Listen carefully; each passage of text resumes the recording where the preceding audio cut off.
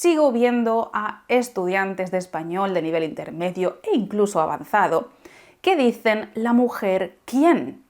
El hombre ¿quién? Los niños ¿quiénes? Esto es completamente incorrecto. ¿Pero por qué? ¿Cómo es posible que esto sea incorrecto? Si ¿quién? Es el pronombre de relativo que se usa para personas. Bueno, es uno de los pronombres de relativo que se usan para las personas. ¿Así? ¿Qué otro pronombre hay para las personas? Pues el pronombre que.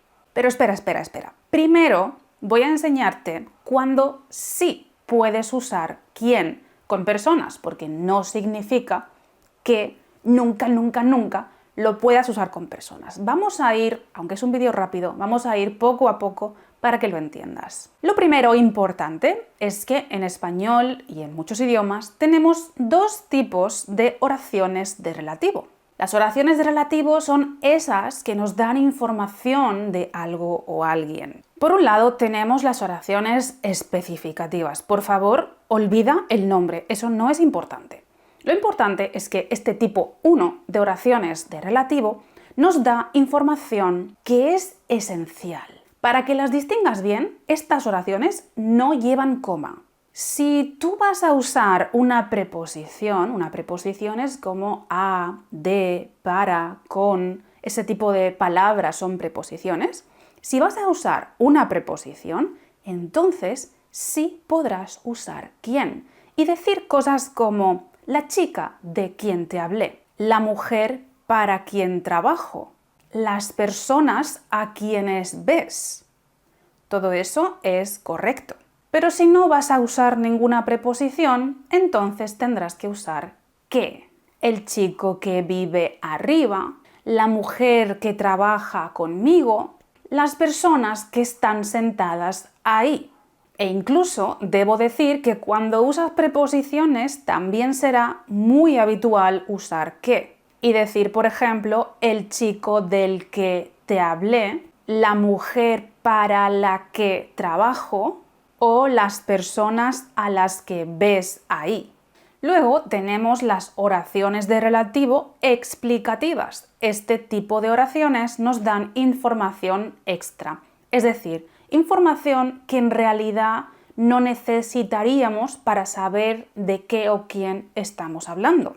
Y estas van entre comas, porque es como si fuera un paréntesis. Te hago una aclaración, te doy algo de información extra, como digo. Y en estas sí que las puedes usar con o sin preposiciones, pero debes saber que suena bastante formal.